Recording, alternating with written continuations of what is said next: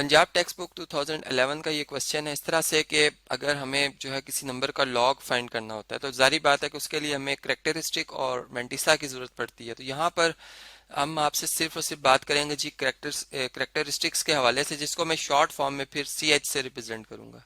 यानी स्पेलिंग्स चूंकि लिखने के बजाय मैं यहाँ पर एक शॉर्ट फॉर्म यूज कर लूंगा, सी एच लिखूंगा ऐसे। तो किस तरह से जी करेक्टरिस्टिक फाइंड होता है या क्या इसका कंसेप्ट, अब हम इसे भी समझते हैं। चलें जी, यहाँ पर हम रिवाइज करते हैं सबसे पहले करेक्टरिस्टिक्स के हवाले से। देखिए, जब हम लॉग की डेफिनेशन पे गए थे और हमने बात समझी थी कि जब हमारे पास एक एक्सपोनेंशियल फॉर्म होती है, जैसे मैं 10 चलें कॉमन लॉगरिथम के हवाले से बात करें तो हम बेस 10 वाले ही नंबर सेलेक्ट करते हैं।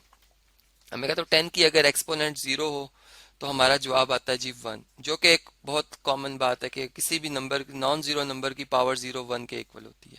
अब ये सिंबल है जी दिस इम्प्लाइज के, यानी फिर इससे ये नतीजा हम निकाल सकते हैं कि फिर हमारे पास अगर इसको लॉगरिथमिक फॉर्म में लिखा जाए तो फिर लॉग ऑफ 1 बेस 10 पे क्या होगा जी 0 होगा। यानी यहाँ पे अगर हम देखें तो करेक्टरिस्टिक 0 आया और मेंटिसा जो है वो 0.0000 यहाँ पे, यानी इसकी वैल्यूज तमाम 0 जो कि हम नहीं लिख रहे।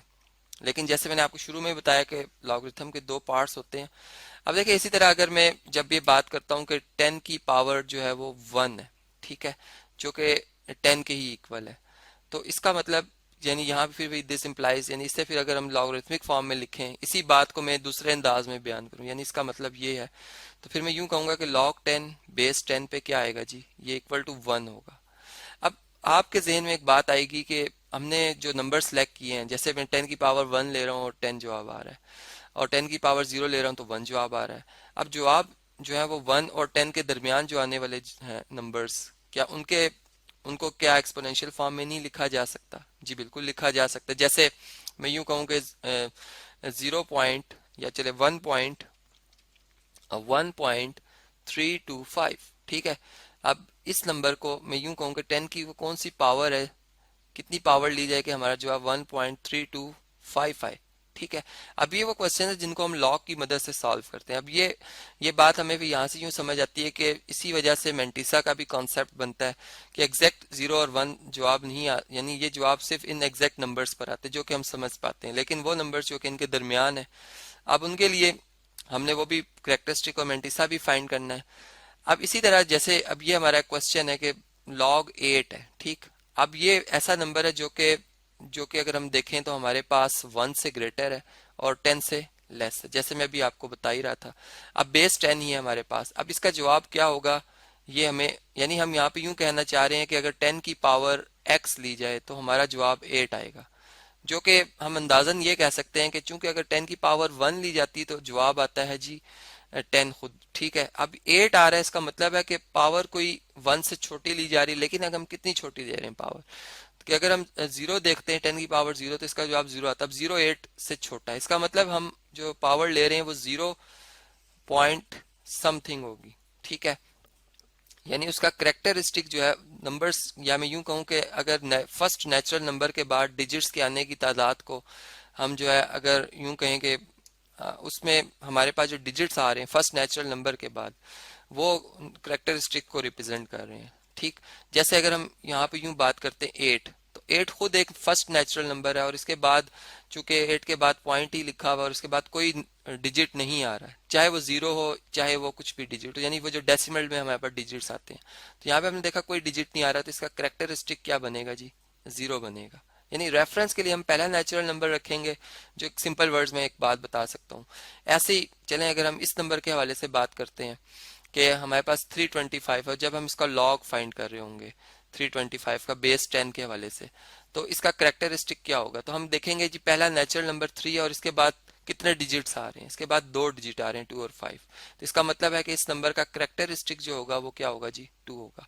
लेकिन अब मेंटिसा जो है, यानी मेंटिसा अब क्या होगा वो एक अलग बात है जिसको हम जो है वो बाद में अभी इसके ऊपर डिस्कस करेंगे कि मेंटिसा, चूंकि अगर मेंटिसा नहीं फाइंड करते तो हम एग्जैक्ट इस नंबर से वापस जिस नंबर का लॉग लिया गया था उस नंबर तक नहीं आ सकते। या मैं यूं कह सकता हूं कि एक्सपोनेंट अगर हमें मालूम करनी है तो मेंटिसा भी और जो करेक्टरिस्टिक है दोनों मालूम होंगे तो करेक्ट हमें एक्सपोनेंट का पता चलता है, ठीक है। यानी यहाँ से हमने जो बातें समझी। अब इसी तरह हमारे पास एक और टेक्निक, एक और वे इसी बात को समझने का, कि हम यूं कहते हैं कि हमारे पास यहाँ पर अगर आप देखें तो हमारे पास जो नंबर है इसमें पहला नेचुरल नंबर, यानी अगर मैं इसको साइंटिफिक फॉर्म में तब्दील करना चाहूँ तो मैं इसका यही रूल रखता हूँ कि मैं पहले नेचुरल नंबर के बाद एक रेफरेंस लगाता हूँ और पॉइंट को हम देखते हैं कि हमें लेफ्ट पे मूव करना होगा पॉइंट को या राइट पे। अब यहाँ पे अगर हम देखें तो हम पॉइंट को राइट साइड पे मूव कर रहे हैं, तो इसका मतलब जो एक्सपोनेंट बनेगी इस केस में राइट साइड पे मूव करते हुए पॉइंट को, वो नेगेटिव में बनेगी। ये बात आपने याद रखनी है। तो इसका मतलब यहाँ पर अगर मैं 7 के बाद पॉइंट पुट करता हूँ फिर 8 3 5 लिखता हूँ, तो ये हम कितने डिजिट मूव करके आए हैं जी? अगर काउंट करें तो 1 और 1 टू डिजिट हम आए मूव करके, तो यहाँ पर 10 की पावर -2 बन जाएगी इसकी एक्सपोनेंट। यानी ये जो -2 है बेसिकली यही हमें बता रहा है कि इस नंबर का जो करेक्टरिस्टिक है वो कितना है जी? -2 है या 2 बार। इसको हम दो अंदाज में लिख सकते हैं।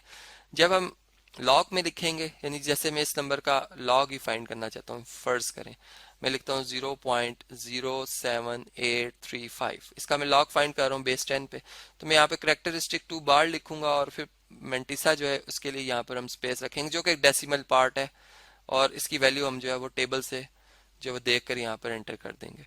इसी तरह ये बात हमें समझ में आई। अगर हमारे पास ये नंबर है, अब इसका हमें करेक्टरिस्टिक फाइंड करना हो तो इसके लिए भी हम ऐसे ही करेंगे कि इसको साइंटिफिक फॉर्म में तब्दील करेंगे। पहला नेचुरल नंबर 1 है, इसके बाद इसके यानी यहाँ पर हमने पॉइंट को जो है वो शिफ्ट करना होगा और हम काउंट करते हैं कितने डिजिट हम मूव कर रहे हैं। हम राइट साइड पे मूव कर रहे हैं जी 1 2 3 4 और 5 डिजिट्स। तो 5 डिजिट्स हमने अगर हम मूव करते हुए आते हैं राइट साइड पे, तो जो एक्सपोनेंट बनेगी 10 की जो पावर बनेगी साइंटिफिक फॉर्म में वो -5 बनेगी। ठीक है, तो हम यहाँ से यूं भी कह सकते हैं कि डायरेक्ट हम बजाय साइंटिफिक फॉर्म में लिखने के हम इसका करेक्टरिस्टिक बता सकते हैं जी वो -5 है या फिर 5 बार है, दोनों का एक ही मीनिंग है। तो इस तरह से भी यानी हम इन शॉर्ट वे में जो है वो करेक्टरिस्टिक्स जो है वो फाइंड आउट कर सकते हैं। और मैंने इसका मीनिंग भी आपको थोड़ा बहुत बता दिया है कि किस तरह से हम ये अंदाजा लगा रहे होते हैं कि 10 की वो कौन सी पावर ली जा रही है, यानी उसमें पहले नेचुरल नंबर से पहले कितने डिजिट आएंगे जी? 4 डिजिट आएंगे। तो ऐसा कोई नंबर जैसे 0.0000 जैसे यहाँ पर लिखा ही हुआ है, 4 जीरो है और फिर 1 to 5 है, तो अगर हम 10 की पावर ये नंबर ले लेते हैं जो कि क्या बन रहा है जी?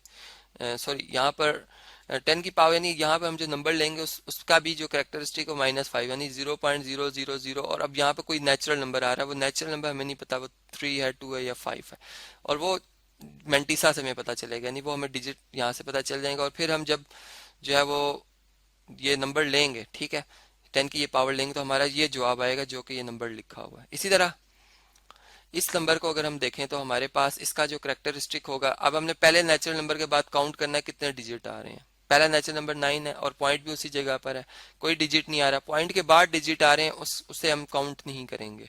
तो यहाँ पर फिर हम यूं कहेंगे शॉर्ट वे में कि करेक्टरिस्टिक क्या है जी? 0 है। इसी तरह जब हम यहाँ इसकी बात करते हैं इसमें भी बिल्कुल यही बात है कि पहला नेचुरल नंबर 6 है और उसके बाद रेफरेंस साइन पुट करना, अब पॉइंट भी उसी जगह पर है, कोई डिजिट नहीं आ रहा, तो हम यूं कहेंगे कि करेक्टरिस्टिक जो है वो क्या है जी? 0 है। और मेंटिसा फिर हम फाइंड आउट करेंगे जी टेबल की मदद से, जो कि एक पूरा एक प्रोसेस है जिसको हम नेक्स्ट लेक्चर में आपसे डिस्कस करेंगे।